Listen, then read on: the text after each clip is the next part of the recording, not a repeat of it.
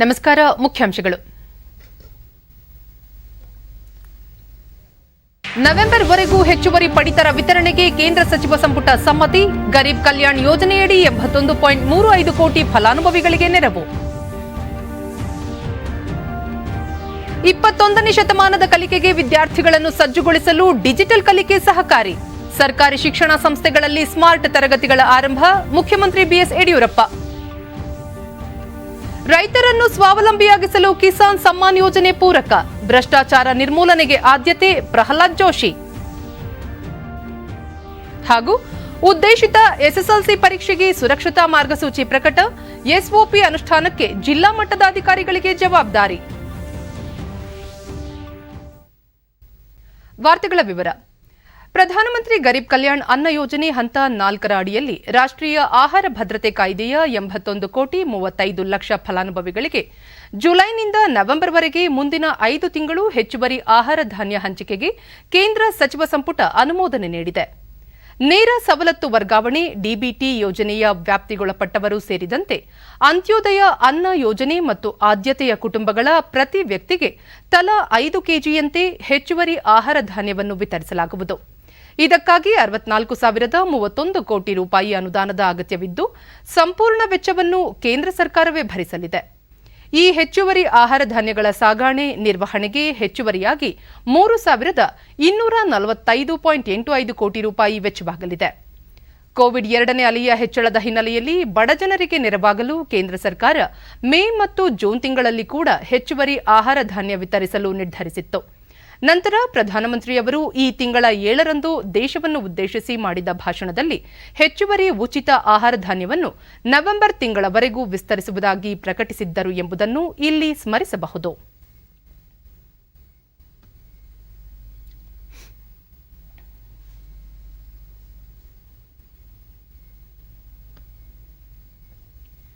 ಸರ್ಕಾರಿ ಉನ್ನತ ಶಿಕ್ಷಣ ಸಂಸ್ಥೆಗಳಲ್ಲಿ ಸ್ಮಾರ್ಟ್ ತರಗತಿಗಳನ್ನು ಆರಂಭಿಸಲಾಗುತ್ತಿದ್ದು ಅದಕ್ಕೆ ಪೂರಕವಾಗಿ ವಿದ್ಯಾರ್ಥಿಗಳಿಗೆ ಟ್ಯಾಬ್ ಹಾಗೂ ಕಂಪ್ಯೂಟರ್ಗಳನ್ನು ವಿತರಿಸಲಾಯಿತು.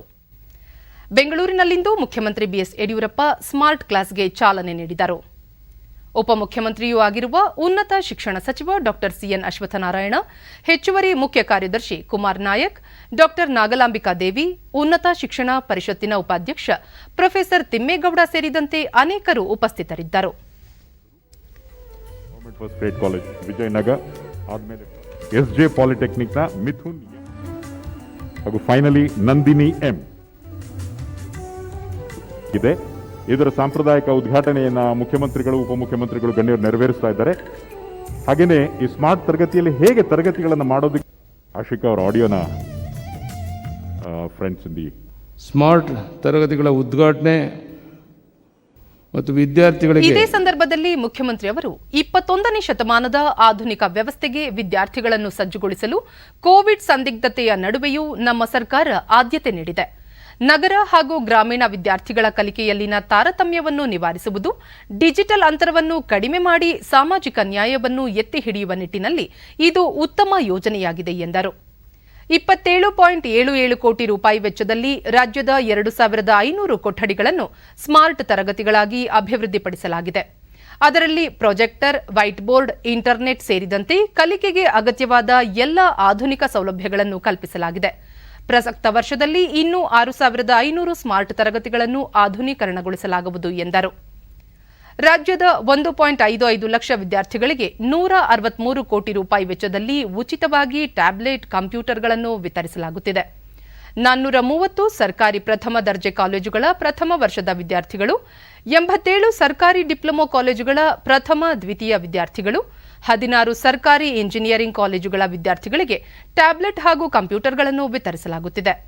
ಇದರಿಂದ ವಿದ್ಯಾರ್ಥಿಗಳಲ್ಲಿ ಆತ್ಮವಿಶ್ವಾಸ ಹೆಚ್ಚಾಗಲಿದೆ ಎಂದು ತಿಳಿಸಿದರು. 87 ಸರ್ಕಾರಿ ಪಾಲಿಟೆಕ್ನಿಕ್ ಪ್ರಥಮ ದ್ವಿತೀಯ ವರ್ಷದ ವಿದ್ಯಾರ್ಥಿಗಳಿಗೆ, 14 ಸರ್ಕಾರಿ ಇಂಜಿನಿಯರಿಂಗ್ ಕಾಲೇಜುಗಳ ಪ್ರಥಮ ದ್ವಿತೀಯ ತೃತೀಯ ವರ್ಷದ ವಿದ್ಯಾರ್ಥಿಗಳಿಗೆ ಸೌಲಭ್ಯವನ್ನು ಒದಗಿಸಲಾಗ್ತಾ ಇದೆ. ಅಶ್ವತ್ಥನಾರಾಯಣ, ಉನ್ನತ ಶಿಕ್ಷಣ, ಸಮಾಜ ಕಲ್ಯಾಣ, ಅಲ್ಪಸಂಖ್ಯಾತರ ಕಲ್ಯಾಣ, ಹಿಂದುಳಿದ ವರ್ಗಗಳ ಕಲ್ಯಾಣ ಇಲಾಖೆಗಳು ಜೊತೆಯಾಗಿ ಡಿಜಿ ಲರ್ನಿಂಗ್ ಯೋಜನೆಗೆ ಕೈಜೋಡಿಸಿವೆ ಎಂದು ಹೇಳಿದರು. ಈಗಾಗಲೇ ಲರ್ನಿಂಗ್ ಮ್ಯಾನೇಜ್ಮೆಂಟ್ ಸಿಸ್ಟಮ್ ಮಾಡಿರುವಂಥದ್ದಿದೆ. ಅದರ ಜೊತೆಯಲ್ಲೇ ಲರ್ನಿಂಗ್ ಮ್ಯಾನೇಜ್ಮೆಂಟ್ ಸಿಸ್ಟಮ್ನ ಬಳಕೆ ಆಗಬೇಕಾದ್ರೆ ಸ್ಮಾರ್ಟ್ ಕ್ಲಾಸ್ ರೂಮ್ ಅವಶ್ಯಕತೆ ಇದೆ. ಹಾಗೆ ಪ್ರತಿಯೊಬ್ಬ ವಿದ್ಯಾರ್ಥಿಯಲ್ಲೂ ಒಂದು ಡಿವೈಸ್ ಬೇಕು. ಅದು ಲ್ಯಾಪ್ಟಾಪ್ ಆಗಿರಲಿ, ಕಂಪ್ಯೂಟರ್ ಆಗಿರಲಿ, ಅಥವಾ ಒಂದು ಟ್ಯಾಬ್ಲೆಟ್ PC ಆಗಿರಲಿ, ಅಥವಾ ಮೊಬೈಲ್ ಆಗಿರಲಿ, ಸ್ಮಾರ್ಟ್ಫೋನ್ ಆಗಿರಲಿ. ಇದರ ಬಳಕೆಯ ಮೂಲಕ ಭಾಳಷ್ಟು ಪರಿಣಾಮಕಾರಿಯಾಗಿ ಡಿಜಿಟಲ್ ಲರ್ನಿಂಗ್ ಮಾಡಲಿಕ್ಕೆ ಸಾಧ್ಯವಾಗಿರ್ತದೆ. ಚಿಕ್ಕಬಳ್ಳಾಪುರ ಸರ್ಕಾರಿ ಪ್ರಥಮ ದರ್ಜೆ ಕಾಲೇಜಿನಲ್ಲಿ ವಿದ್ಯಾರ್ಥಿಗಳಿಗೆ ಉಚಿತ ಟ್ಯಾಬ್ ವಿತರಣಾ ಕಾರ್ಯಕ್ರಮ ಆಯೋಜಿಸಿದ್ದು ಆರೋಗ್ಯ ಮತ್ತು ವೈದ್ಯಕೀಯ ಶಿಕ್ಷಣ ಸಚಿವ ಡಾ ಕೆ ಸುಧಾಕರ್ ಉದ್ಘಾಟಿಸಿದರು. ವಿದ್ಯಾರ್ಥಿಗಳಿಗೆ ಟ್ಯಾಬ್ ವಿತರಿಸಿ ಸುದ್ದಿಗಾರರೊಂದಿಗೆ ಮಾತನಾಡಿದ ಸಚಿವರು, ರಾಜ್ಯದಲ್ಲಿ ಶಾಲಾ ಕಾಲೇಜುಗಳು ಆರಂಭಿಸುವುದರ ಕುರಿತು ಪ್ರಾಥಮಿಕ ಹಾಗೂ ಉನ್ನತ ಶಿಕ್ಷಣ ಸಚಿವರೊಂದಿಗೆ ಚರ್ಚಿಸಲಾಗಿದ್ದು ತಾಂತ್ರಿಕ ಸಲಹಾ ಸಮಿತಿಗಳ ಸಲಹೆಗಳನ್ನು ಪಡೆಯಲಾಗಿದೆ ಎಂದು ತಿಳಿಸಿದರು. ವಿದ್ಯಾರ್ಥಿಗಳ ಆರೋಗ್ಯ ಮುಖ್ಯವಾಗಿದ್ದು 18 ವರ್ಷ ಮೇಲ್ಪಟ್ಟ ವಿದ್ಯಾರ್ಥಿಗಳಿಗೆ ಲಸಿಕೆ ನೀಡುವ ಕಾರ್ಯ ಪ್ರಗತಿಯಲ್ಲಿದೆ. ಎಲ್ಲರೂ 2 ಹಂತದ ಲಸಿಕೆಯನ್ನು ಪಡೆದುಕೊಳ್ಳಬೇಕು ಎಂದರು. ಹಂತ ಹಂತವಾಗಿ ಶಾಲಾ ಕಾಲೇಜುಗಳನ್ನು ಪ್ರಾರಂಭಿಸಲಿದ್ದು ಎಲ್ಲರೂ ಕೋವಿಡ್-19 ಮುನ್ನೆಚ್ಚರಿಕಾ ಕ್ರಮಗಳನ್ನು ಪಾಲಿಸಬೇಕು ಎಂದರು.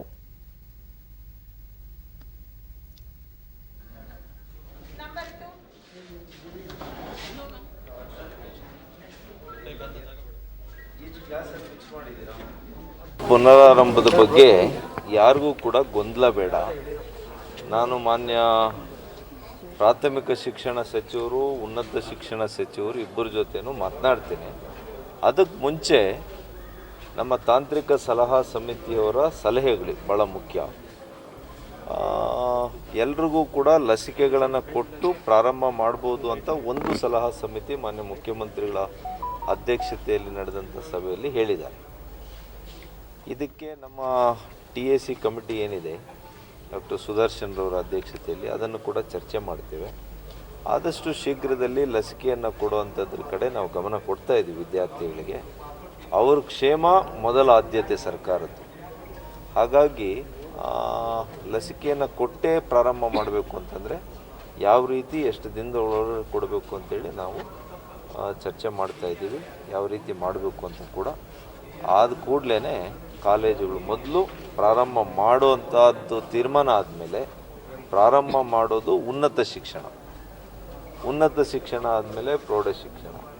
ತಾವು ಹಾಕ್ಕೊಂಡಂಗೆ ಕಡ್ಡಾಯವಾಗಿ ಮಾಸ್ಕ್ಗಳನ್ನು ಧರಿಸಬೇಕು, ಅಂತರ ಕಾಯ್ದುಕೋಬೇಕು, 2 ಡೋಸ್ ಲಸಿಕೆಯನ್ನು ಕಂಪಲ್ಸರಿ ತೆಗೆದುಕೋಬೇಕು. ಅವಾಗ ನೋಡಿ ಯಾವ ಅಲೆನೂ ಬರಲ್ಲ, 3 ಬರಲ್ಲ, 4. ಸೋಮವಾರ ವರ್ಧಿತ ಲಸಿಕಾ ಅಭಿಯಾನದಲ್ಲಿ ಲಸಿಕೆ ಹಾಕಿಸಿಕೊಂಡ ಪ್ರತಿ 5 ಜನರಲ್ಲಿ 3 ಗ್ರಾಮೀಣ ಪ್ರದೇಶದವರಾಗಿರುವುದು ಸಂತಸದ ಸಂಗತಿ ಎಂದು ಉಪರಾಷ್ಟ್ರಪತಿ ಎಂ ವೆಂಕಯ್ಯನಾಯ್ಡು ತಿಳಿಸಿದ್ದಾರೆ. ನಿಜವಾದ ಟೀಂ ಇಂಡಿಯಾ ಮನೋಭಾವದಲ್ಲಿ ಸಮನ್ವಯದಿಂದ ಈ ಕಾರ್ಯ ಮಾಡಿದ್ದಕ್ಕಾಗಿ ಅವರು ಕೇಂದ್ರ ಮತ್ತು ವಿವಿಧ ರಾಜ್ಯ ಸರ್ಕಾರಗಳನ್ನು ಶ್ಲಾಘಿಸಿದ್ದಾರೆ. ಈ ನಿಟ್ಟಿನಲ್ಲಿ ಯಾರು ಅತ್ಯುತ್ತಮ ಸಾಧನೆ ಮಾಡಿದ್ದಾರೋ ಅವರು ಉತ್ತಮ ರೂಢಿಗಳನ್ನು ಇತರರೊಂದಿಗೆ ಹಂಚಿಕೊಳ್ಳುವಂತೆಯೂ ವೆಂಕಯ್ಯನಾಯ್ಡು ಕರೆ ನೀಡಿದ್ದಾರೆ. ಜನರು ಕೂಡ ಸಕ್ರಿಯವಾಗಿ ಸ್ವಯಂ ಆಗಿ ಮುಂದೆ ಬಂದು ಕೋವಿಡ್ ಲಸಿಕೆಯನ್ನು ಪಡೆಯುವಂತೆ ದೇಶದ ಜನತೆಗೆ ಉಪರಾಷ್ಟ್ರಪತಿಯವರು ಮನವಿ ಮಾಡಿದ್ದಾರೆ.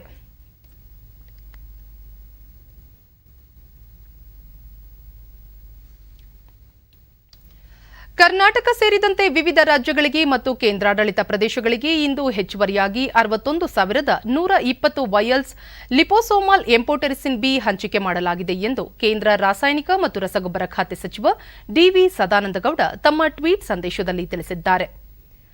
ಈ ಪೈಕಿ ಕರ್ನಾಟಕಕ್ಕೆ 5,240 ವಯಲ್ಸ್ ಒದಗಿಸಲಾಗಿದೆ ಎಂದು ಅವರು ತಿಳಿಸಿದ್ದಾರೆ. ದೇಶಾದ್ಯಂತ ಇದುವರೆಗೂ 7.9 ಲಕ್ಷ ವಯಲ್ಸ್ ಹಂಚಿಕೆ ಮಾಡಲಾಗಿದೆ ಎಂದು ಮಾಹಿತಿ ನೀಡಿದ್ದಾರೆ.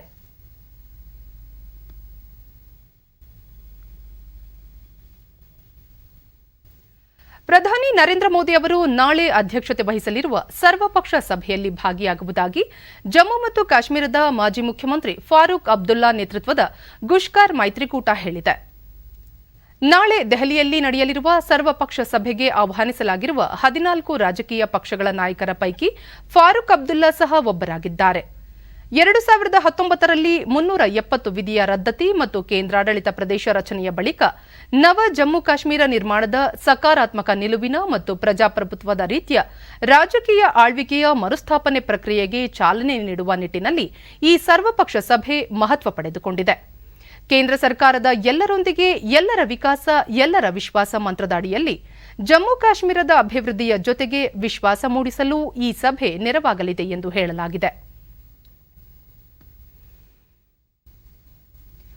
ಭಾರತ ರೂಪಿಸಿರುವ ಹೊಸ ಮಾರ್ಗಸೂಚಿಗಳು ಭಾರತಕ್ಕೆ ಉಪಯುಕ್ತವಾಗಿದ್ದು ಬಿಪಿಒ ವಲಯದಲ್ಲಿ ದೊಡ್ಡ ಕ್ರಾಂತಿಯನ್ನೇ ತರಲಿದೆ ಎಂದು ಕೇಂದ್ರ ದೂರಸಂಪರ್ಕ ಹಾಗೂ ಮಾಹಿತಿ ತಂತ್ರಜ್ಞಾನ ಸಚಿವ ರವಿಶಂಕರ್ ಪ್ರಸಾದ್ ತಿಳಿಸಿದ್ದಾರೆ. ಪ್ರಸ್ತುತ ಮಾರ್ಗಸೂಚಿಗಳನ್ನು ಉದಾರೀಕರಿಸಲಾಗಿದ್ದು ಇದು ಧ್ವನಿ ಸಂಬಂಧಿತ ಬಿಪಿಒ ಕೇಂದ್ರಗಳ ಸ್ಥಾಪನೆಗೆ ಭಾರತವನ್ನು ನೆಚ್ಚಿನ ತಾಣವಾಗಿಸಲಿದೆ.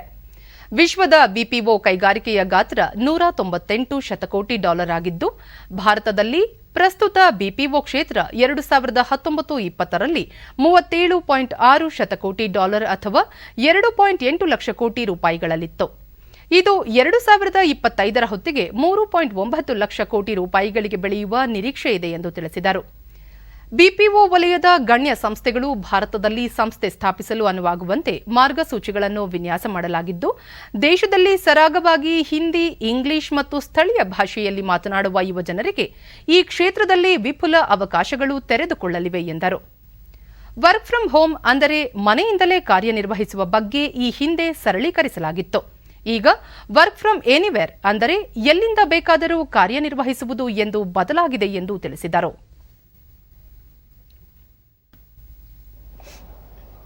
$3.9 lakh crore. Therefore, the Indian BPO industry has extraordinary potential to rise to $55.5 billion, that is 3.9 lakh crore by 2025. हमारे विभाग ने, डीओटी ने काफी रिफॉर्म किए हैं पॉलिसी में. आपको मालूम है वन टच वीएनओ लाइसेंस हो गया, spectrum sharing and spectrum trading, delicensing of certain frequency bands, ये हमने किया है. And now next generation OSP liberalisation is another step. आप लोगों को याद होगा कि नवंबर 2020 में हमने एक ओएसपी गाइडलाइन इशू किया था. उसका फीचर क्या था? Data related OSP were completely taken out of the purview of the regulations.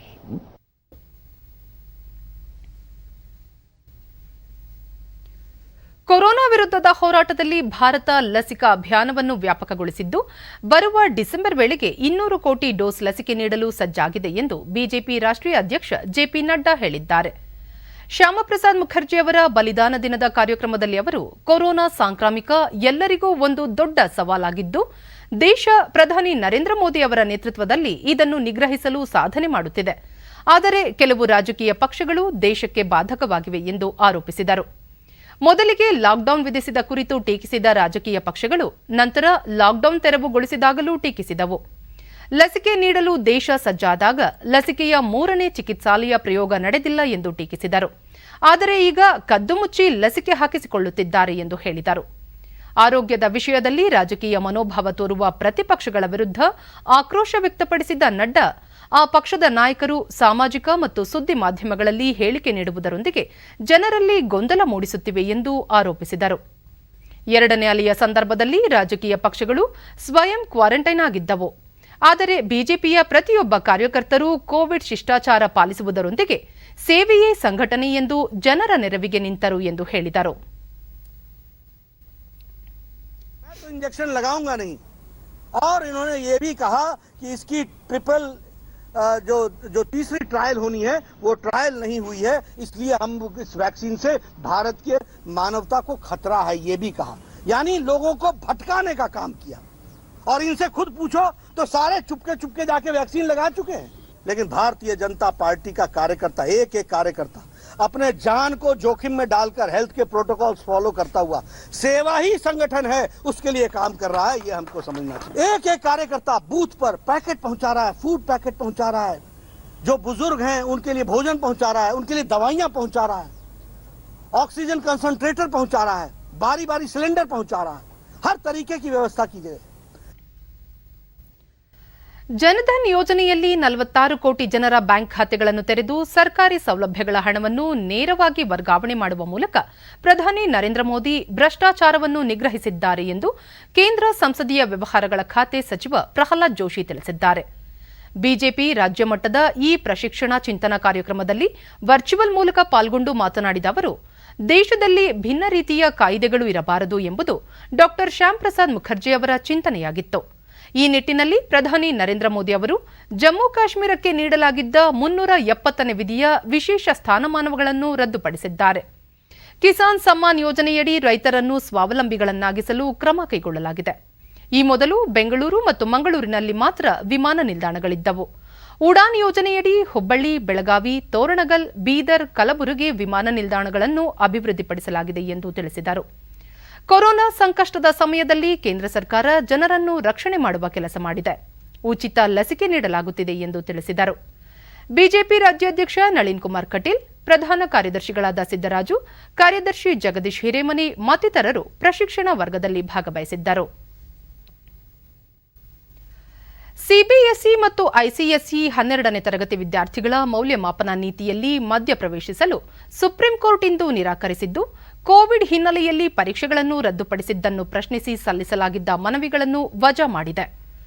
ಸರ್ಕಾರ ಮತ್ತು ಶಿಕ್ಷಣ ಮಂಡಳಿಯ ಈ ನಿರ್ಧಾರ ವಿದ್ಯಾರ್ಥಿಗಳ ಸುರಕ್ಷತೆ ಮತ್ತು 20 ಲಕ್ಷಕ್ಕೂ ಅಧಿಕ ಪರೀಕ್ಷಾರ್ಥಿಗಳ ಕಲ್ಯಾಣ ಆಧರಿಸಿದೆ ಎಂದು ನ್ಯಾಯಾಲಯ ಅಭಿಪ್ರಾಯಪಟ್ಟಿದೆ. ಈ ಮಧ್ಯೆ ಸರ್ಕಾರದ ಪರವಾಗಿ ಅಟಾರ್ನಿ ಜನರಲ್ ಅವರು ಆಗಸ್ಟ್ 15ರಿಂದ ಸೆಪ್ಟೆಂಬರ್ 15ರೊಳಗೆ ಭೌತಿಕ ಪರೀಕ್ಷೆಗಳು ನಡೆಯಲಿದ್ದು, ಇಚ್ಛಿಸುವ ವಿದ್ಯಾರ್ಥಿಗಳಿಗೆ ಈ ಅವಕಾಶವೂ ಇರಲಿದೆ ಎಂದು ನ್ಯಾಯಾಲಯಕ್ಕೆ ತಿಳಿಸಿದರು.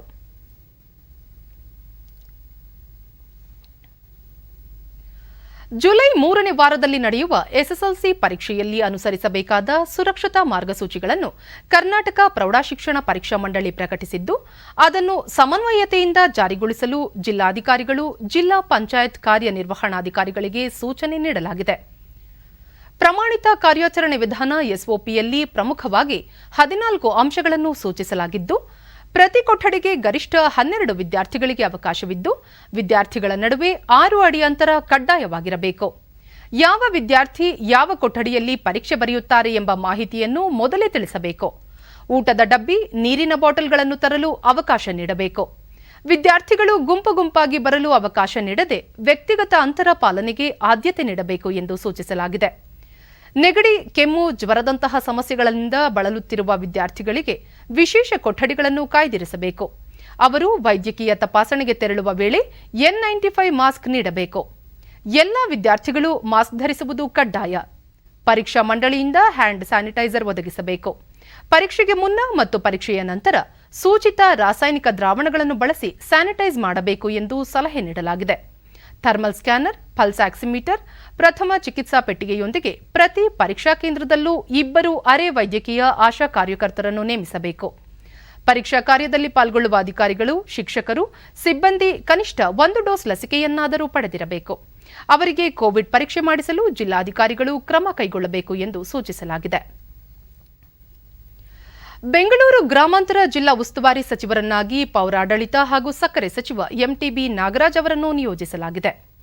ಮುಖ್ಯಮಂತ್ರಿ ಯಡಿಯೂರಪ್ಪ ಅವರ ಸೂಚನೆ ಮೇರೆಗೆ ತಕ್ಷಣದಿಂದ ಜಾರಿಗೆ ಬರುವಂತೆ ಎಂಟಿಬಿ ನಾಗರಾಜ್ ಅವರನ್ನು ಬೆಂಗಳೂರು ಗ್ರಾಮಾಂತರ ಜಿಲ್ಲೆಯ ಉಸ್ತುವಾರಿಯನ್ನಾಗಿ ನೇಮಿಸಿದ್ದು, ಮುಂದಿನ ಆದೇಶದವರೆಗೂ ಜಾರಿಯಲ್ಲಿರಲಿದೆ ಎಂದು ಯೋಜನೆ, ಕಾರ್ಯಕ್ರಮ ಸಂಯೋಜನೆ ಮತ್ತು ಸಾಂಖ್ಯಿಕ ಇಲಾಖೆ ಪ್ರಕಟಣೆ ತಿಳಿಸಿದೆ.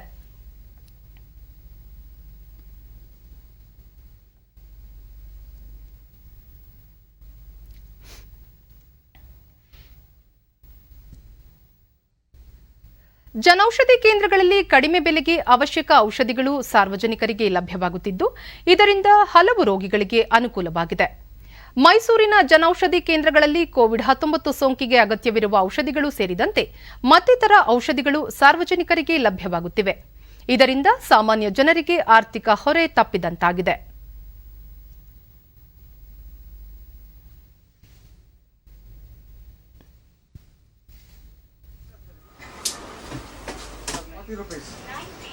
ಮೂರು ವೆರೈಟಿ ಇದೆ ಸರ್.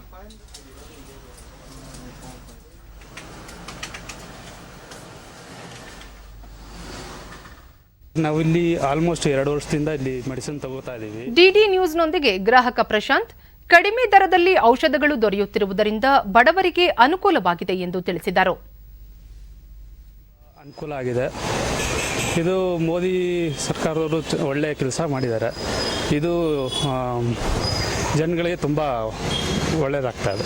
ಜನೌಷಧಿ ಕೇಂದ್ರಕ್ಕೆ ಮತ್ತೋರ್ವ ಗ್ರಾಹಕ ಸೆಬಾಸ್ಟಿನ್ ಸಕ್ಕರೆ ಕಾಯಿಲೆ ಸೇರಿದಂತೆ ಹಲವು ರೋಗಗಳಿಗೆ ಕಡಿಮೆ ದರದಲ್ಲಿ ಜನೌಷಧಿ ಕೇಂದ್ರದಲ್ಲಿ ಉತ್ತಮ ಗುಣಮಟ್ಟದ ಔಷಧಗಳು ಲಭ್ಯವಾಗುವುದರಿಂದ ಸಹಕಾರಿಯಾಗಿದೆ ಎಂದರು. ಟೈಮಲ್ಲಿ ಅದಕ್ಕೆ ರಿಲೇಟೆಡ್ ಮೆಡಿಸಿನ್ಗಳು ಹೊರಗಡೆ ನಾವು ತಗೊಳಕೋರು ತುಂಬ ಕಾಸ್ಟ್ಲಿ ಬೀಳ್ತಾ ಇದೆ. ಅದು ಕೂಡ ಇಲ್ಲಿ ತುಂಬ ಚೀಪಾಗಿ ಸಿಗ್ತಾ ಇದೆ.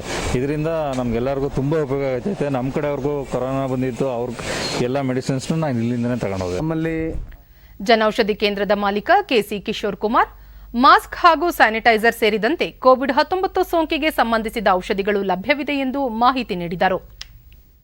ಇರ್ಬೋದು, ಐವರ್ಮೆಕ್ಟಿನ್ ಇರ್ಬೋದು, ಮತ್ತು ಇಮ್ಯುನಿಟಿ ಬೂಸ್ಟರ್ ಆದಂಥ ವಿಟಮಿನ್ ಸಿ ಮತ್ತು ಜಿಂಕ್ ಇರ್ಬೋದು, ಮಲ್ಟಿವಿಟಮಿನ್ ಮಿನರಲ್ಸ್ ಇರ್ಬೋದು, ಮತ್ತು ಆ್ಯಂಟಿ ಅಲರ್ಜಿಕ್ ಆಗಿರುವಂತಹ ಲಿವೋಸಿಟ್ರಜಿನ್ ಮಾಂಟಿಕ್ಲಾಸ್ ಇರ್ಬೋದು, ಸೆಟ್ರಜಿನ್ ಇರ್ಬೋದು, ಮತ್ತು ಮಾಸ್ಕ್, ಸ್ಯಾನಿಟೈಸರು ಮತ್ತು ಸ್ಟೀಮ್ ತಗೊಳ್ಳುವಂಥ ವೇಪೋ ಕ್ಯಾಪ್ಗಳಿರ್ಬೋದು, ಎಲ್ಲ ನಮ್ಮಲ್ಲಿ ತುಂಬ ಅಫೋರ್ಡಬಲ್ ಪ್ರೈಸ್ಗಳಲ್ಲಿ ಲಭ್ಯ ಇರುತ್ತೆ. ಕೊರೋನಾ ವೈರಸ್ ಜಾಸ್ತಿ ಜನೌಷಧಿ ಕೇಂದ್ರದ ಸಿಬ್ಬಂದಿ ದೀಪಾಶ್ರೀ ಕೋವಿಡ್-19 ಸಂದಿಗ್ಧತೆಯಲ್ಲಿಯೂ ಅವಶ್ಯಕ ಔಷಧಿಗಳು ಜನಸಾಮಾನ್ಯರಿಗೆ ಲಭ್ಯವಾಗುತ್ತಿದೆ ಎಂದು ತಿಳಿಸಿದರು.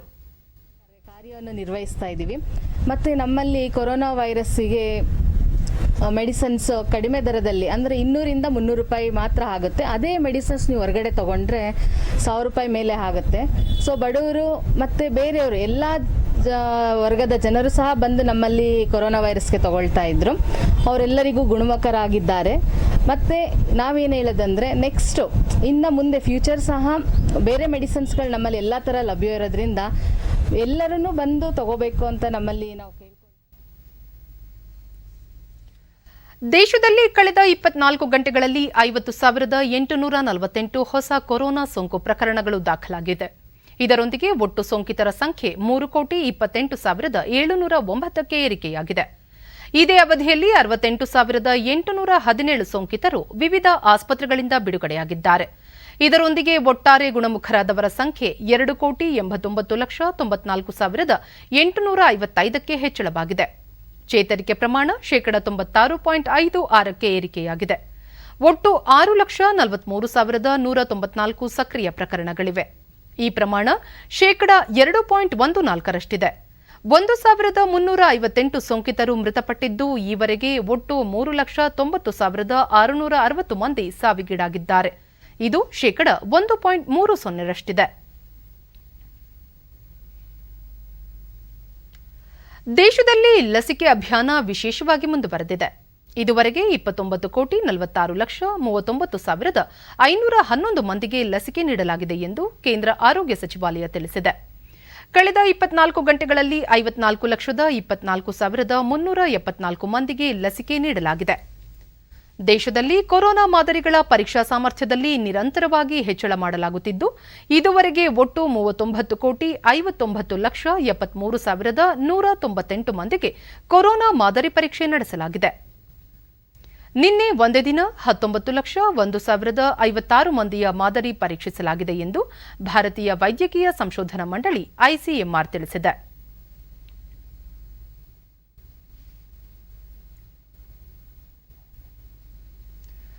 ಜೈವಿಕ ಉತ್ಪನ್ನಗಳನ್ನು ರಸಗೊಬ್ಬರ ನಿಯಂತ್ರಣ ಆದೇಶ ಎಫ್ಸಿಒ ವ್ಯಾಪ್ತಿಗೆ ಒಳಪಡಿಸಿ ಇತ್ತೀಚೆಗೆ ಕೇಂದ್ರ ಸರ್ಕಾರ ಆದೇಶ ಹೊರಡಿಸಿದ ಹಿನ್ನೆಲೆಯಲ್ಲಿ ಅವುಗಳ ಗುಣಮಟ್ಟ ಪರೀಕ್ಷೆ ಹಾಗೂ ರಸಗೊಬ್ಬರ ಲಭ್ಯತೆ ಪರಿಶೀಲನೆ ಸಂಬಂಧ ಕೃಷಿ ಇಲಾಖೆ ಅಧಿಕಾರಿಗಳು ಚಿತ್ರದುರ್ಗದಲ್ಲಿ ರಸಗೊಬ್ಬರ ಮಳಿಗೆಗಳ ಮೇಲೆ ದಾಳಿ ನಡೆಸಿ ತಪಾಸಣೆ ನಡೆಸಿದ್ದಾರೆ.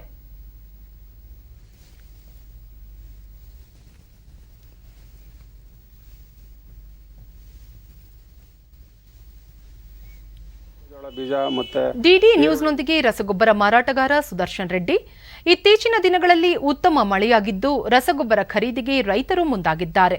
ಈ ಸಂದರ್ಭದಲ್ಲಿ ಸ್ಯಾನಿಟೈಸರ್ ಬಳಕೆ ಮಾಡಲಾಗುತ್ತಿದ್ದು, ಮುಖಗವಸು ಧರಿಸುವ ಬಗ್ಗೆ ರೈತರಲ್ಲಿ ಅರಿವು ಮೂಡಿಸಲಾಗುತ್ತಿದೆ ಎಂದರು. ಸಾಯಂಕಾಲ 5 ಗಂಟೆವರೆಗೂ ಟೈಮ್ ಇರ್ತದೆ. ಹಂಗಾಗಿ ಅವ್ರು ಬಂದು ಅವ್ರಿಗೇನು ಬೇಕು ಅನ್ನೋದು ತಗೊಂಡು ಹೋಗ್ತಾ ಇದ್ದಾರೆ. ಸರ್, ನಾವು ಕಂಪಲ್ಸರಿ ಸ್ಯಾನಿಟೈಸರ್ ಯೂಸ್ ಮಾಡ್ತಾ ಇದ್ದೀವಿ ಒಂದು, ಮತ್ತು ಮಾಸ್ಕ್ ಕಂಪಲ್ಸರಿ ಅಡ್ವೈಸ್ ಮಾಡ್ತಾ ಇದ್ದೀವಿ, ಮತ್ತು ಸೋಷಿಯಲ್ ಡಿಸ್ಟೆನ್ಸು ಪಾಲನೆ ಮಾಡೋಕ್ಕೆ ಹೇಳ್ತೀವಿ ರೈತರಿಗೆ. ಮ್ಯಾಕ್ಸಿಮಮ್ ನಮ್ಮ ಹತ್ರ ಬರೋರು ಎಲ್ಲರೂ ಮಾಸ್ಕು ಉಪಯೋಗಿಸ್ಬೇಕು ಅಂತ ಹೇಳ್ತೀವಿ. ಮತ್ತು ಕೆಲವ್ರು ಯಾರು ತಂದಿರಲ್ಲ ಅವ್ರಿಗೆ ನಮ್ಮ ಕಡೆಯಿಂದನೂ ಮಾಸ್ಕ್ನ ಕೊಡ್ತೀವಿ ನಾವೇನೆ. ರಸಗೊಬ್ಬರ ಮಳಿಗೆ ಮಾಲೀಕ ಇದೀಗ ಕಠಿಣ ನಿರ್ಬಂಧಗಳು ಸಡಿಲಗೊಂಡಿದ್ದು ರೈತರು ಹೆಚ್ಚಿನ ಸಂಖ್ಯೆಯಲ್ಲಿ ರಸಗೊಬ್ಬರ ಖರೀದಿ ಮಾಡುತ್ತಿದ್ದಾರೆ. ಕೋವಿಡ್ ನಿಯಮ ಪಾಲನೆಗೆ ರೈತರಲ್ಲಿ ಜಾಗೃತಿ ಮೂಡಿಸಲಾಗುತ್ತಿದೆ ಎಂದರು. ತಗೊಂಡೋಗ್ತಿದ್ದಾರೆ, ಚೆನ್ನಾಗಿದೆ ಬಿಸ್ನೆಸ್ ಕಂಪ್ಲೀಟ್ ಮಾಡ್ತಾ ಇದ್ದೀವಿ. ಪ್ರತಿಯೊಬ್ಬ ರೈತರಿಗೂ ಮಾಸ್ಕ್ ಇದು ಮಾಡ್ರಿ ಅಂತ ಹೇಳ್ಬಿಟ್ಟು ನಾವು ಸಜೆಷನ್ ಕೊಡ್ತಾ ಇದ್ವಿ. ಮತ್ತು ಸ್ಯಾನಿಟೈಸರ್, ಮಾಸ್ಕ್ ಎಲ್ಲ ಇದು ಮಾಡ್ತಾ ಇದ್ವಿ. ನಮ್ಮ ಇಲಾಖೆ ಉಪನಿರ್ದೇಶಕ ಹುಲಿರಾಜ್, ನೋಂದಾಯಿತವಲ್ಲದ ಉತ್ಪನ್ನಗಳನ್ನು ಗುಣಮಟ್ಟ ಪರೀಕ್ಷೆಗೆ ಒಳಪಡಿಸಲಾಗುತ್ತದೆ. ಒಂದು ವೇಳೆ ಗುಣಮಟ್ಟ ಕಳಪೆಯಾಗಿದ್ದರೆ ಸಂಬಂಧಪಟ್ಟವರ ವಿರುದ್ಧ ಸೂಕ್ತ ಕಾನೂನು ಕ್ರಮ ಕೈಗೊಳ್ಳಲಾಗುವುದು ಎಂದರು. ಈ ಆರ್ಗ್ಯಾನಿಕ್ ಫರ್ಟಿಲೈಸರ್ ಅಂತ ಹೇಳಿ ಏನು ರೈತರಿಗೆ ಕೊಡ್ತಾ ಇದ್ದಾರೆ, ಅದನ್ನು ನಾವು ತಪಾಸಣೆ ಮಾಡ್ತಾ ಇದ್ದೀವಿ. ಕೆಲವೊಂದು ಅಂಗಡಿಗಳಲ್ಲಿ ಅದು ಕಂಡು ಬಂದಿದೆ.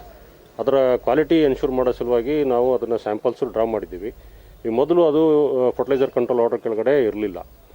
ಈಗ ಫೆಬ್ರವರಿ 27ನೇ ತಾರೀಕಿಂದ ಈ ಕಡೆಗೆ ಒಂದು ಗೆಜೆಟ್ ನೋಟಿಫಿಕೇಶನ್ ಆಗಿದೆ ಸೆಂಟ್ರಲ್ ಗೌರ್ಮೆಂಟು. ಅದರಲ್ಲಿ ಎಲ್ಲ ಬಯೋ ಪ್ರಾಡಕ್ಟ್ಸು, ಸೀವೀಡ್ ಎಕ್ಸ್ಟ್ರಾಕ್ಟ್ಸ್ ಇರ್ಬೋದು, ಪ್ಲಾಂಟ್ ಎಕ್ಸ್ಟ್ರಾಕ್ಟ್ಸ್ ಇರ್ಬೋದು, ಆರ್ಗ್ಯಾನಿಕ್ ಫರ್ಟಿಲೈಸರ್ಸ್ ಇರ್ಬೋದು, ಎಲ್ಲನೂ ಫರ್ಟಿಲೈಸರ್ ಕಂಟ್ರೋಲ್ ಆರ್ಡರ್ ಕೆಳಗಡೆ ತಂದಿದ್ದಾರೆ. ಏನು ನಮ್ಮ ರಸಗೊಬ್ಬರ ಮಾರಾಟಗಾರರಿದ್ದಾರೆ, ಜಂಟಿ ಕೃಷಿ ನಿರ್ದೇಶಕ ಪಿ ರಮೇಶ್ ಕುಮಾರ್, ರಸಗೊಬ್ಬರ ಮಾರಾಟದ ವಿವರಗಳನ್ನು ರೈತರ ಆಧಾರ್ ಸಂಖ್ಯೆ ಸಹಿತ ಪಿಒಎಸ್ ಯಂತ್ರಗಳಲ್ಲಿ ದಾಖಲು ಮಾಡುವುದರೊಂದಿಗೆ ಯಾವ ರೈತರಿಗೆ ಯಾವ ರಸಗೊಬ್ಬರ ಎಷ್ಟು ಬೇಕಾಗುತ್ತದೆ ಎಂಬ ಅಂದಾಜು ದೊರೆಯಲಿದ್ದು ದಾಸ್ತಾನು ಲಭ್ಯತೆ ಖಾತರಿಪಡಿಸಲು ಅನುಕೂಲವಾಗಿದೆ ಎಂದರು. ಅಂದರೆ ಪ್ರತಿಯೊಂದು ರೈತರ ಆಧಾರ್ ನಂಬರ್ನ ಎಂಟ್ರಿ ಮಾಡಿ ಯಾವ ರೈತರು ಎಷ್ಟು ತಗೊಂಡೋದ್ರು ಗೊಬ್ಬರವನ್ನು ಅಂತಕ್ಕಂಥದ್ದನ್ನು ಅಲ್ಲಿ ನಮೂದಿಸಬೇಕು. ಇಲ್ಲಿ ಆ್ಯಕ್ಚುಲಿ ಬಂದು ಫಿಸಿಕಲಿ ವೆರಿಫೈ ಮಾಡಿದಾಗ ಅದು ಒಮ್ಮೊಮ್ಮೆ ಕಡಿಮೆ ಆಗ್ತಕ್ಕಂಥ ಚಾನ್ಸ್ ಇರ್ತದೆ. ಹಂಗಾಗಿ ಏನು ಮಾಡಿದ್ವಿ, ಇಡೀ ಜಿಲ್ಲಾದ್ಯಂತ ಎಲ್ಲ ತಾಲೂಕುಗಳಲ್ಲಿ ಏಕಕಾಲಕ್ಕೆ ನಾವು ಎಲ್ಲ ಮಾರಾಟ ಮಳಿಗೆಗಳ ತಪಾಸಣೆಯನ್ನು ಮಾಡ್ತಾ ಇದ್ದೇವೆ. ಇದರಿಂದ ನಮಗೆ actual position of the all the fertilisers ಅಂದರೆ ನಿಜವಾಗಿಯೂ ಹಿಂದೂ ಮಹಾಸಾಗರ ಪ್ರದೇಶದಲ್ಲಿ ಇಂದು ಮತ್ತು ನಾಳೆ ಭಾರತ ಹಾಗೂ ಅಮೆರಿಕ ನೌಕಾಪಡೆಗಳ ಕಸರತ್ತು ನಡೆಯಲಿದ್ದು ಅಮೆರಿಕದ ನೌಕಾಪಡೆಯ ದಾಳಿಪಡೆ ರೊನಾಲ್ಡ್ ರೇಗನ್ ಜೊತೆಗೆ ಭಾರತೀಯ ನೌಕೆಗಳಾದ ಕೊಚ್ಚಿ ಮತ್ತು ಟೆಗ್ ಹಾಗೂ P-8I ಹಾಗೂ MiG-29K ವಿಮಾನಗಳು ಭಾಗಿಯಾಗಲಿವೆ. ಭಾರತೀಯ ಯುದ್ಧ ನೌಕೆಗಳು ಮತ್ತು ನೌಕಾಪಡೆ ಹಾಗೂ ವಾಯುಪಡೆಯ ವಿಮಾನಗಳು ಅಮೆರಿಕದ ನೌಕಾದಳದ ಹಡಗುಗಳೊಂದಿಗೆ ಜಂಟಿ ಬಹು ಆಯಾಮದ ಕಾರ್ಯಾಚರಣೆ ಕಸರತ್ತಿನಲ್ಲಿ ಭಾಗಿಯಾಗಲಿವೆ. ಈ 2 ದಿನಗಳ ಕಸರತ್ತು ಕಡಲ ಕಾರ್ಯಾಚರಣೆಗಳಲ್ಲಿ ಸಮಗ್ರವಾಗಿ ಸಂಯೋಜಿಸುವ ಮತ್ತು ಸಮನ್ವಯಗೊಳಿಸುವ ಸಾಮರ್ಥ್ಯವನ್ನು ಪ್ರದರ್ಶಿಸುವ ಮೂಲಕ ದ್ವಿಪಕ್ಷೀಯ ಸಂಬಂಧ ಹಾಗೂ ಸಹಕಾರವನ್ನು ಬಲಪಡಿಸುವ ಗುರಿಯನ್ನು ಹೊಂದಿದೆ.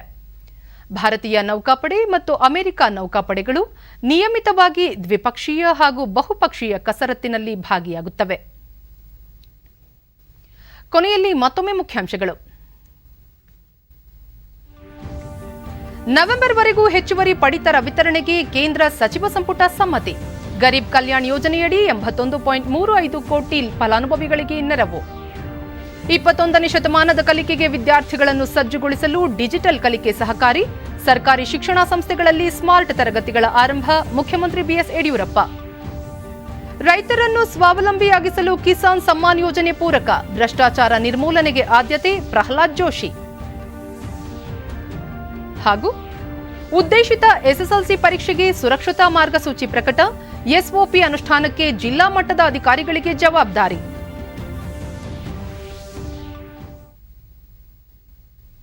ನಮ್ಮ ವಾರ್ತಾ ಪ್ರಸಾರವನ್ನು ನೀವು ಡಿಡಿ ಚಂದನ ನ್ಯೂಸ್ ಯೂಟ್ಯೂಬ್ ಚಾನೆಲ್ನಲ್ಲೂ ವೀಕ್ಷಿಸಬಹುದು.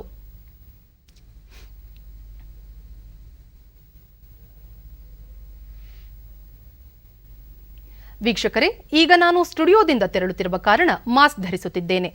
ನೀವು ಸಹ ಮನೆಯಿಂದ ಹೊರಹೋಗುವ ಮುನ್ನ ಸರಿಯಾದ ಕ್ರಮದಲ್ಲಿ ತಪ್ಪದೇ ಮಾಸ್ಕ್ ಧರಿಸಿ. ವ್ಯಕ್ತಿಗತ ಅಂತರ ಕಾಪಾಡಿಕೊಳ್ಳುವುದರೊಂದಿಗೆ ನೀವು ಸುರಕ್ಷಿತವಾಗಿರಿ, ನಿಮ್ಮವರನ್ನು ಸುರಕ್ಷಿತವಾಗಿರಿಸಿ.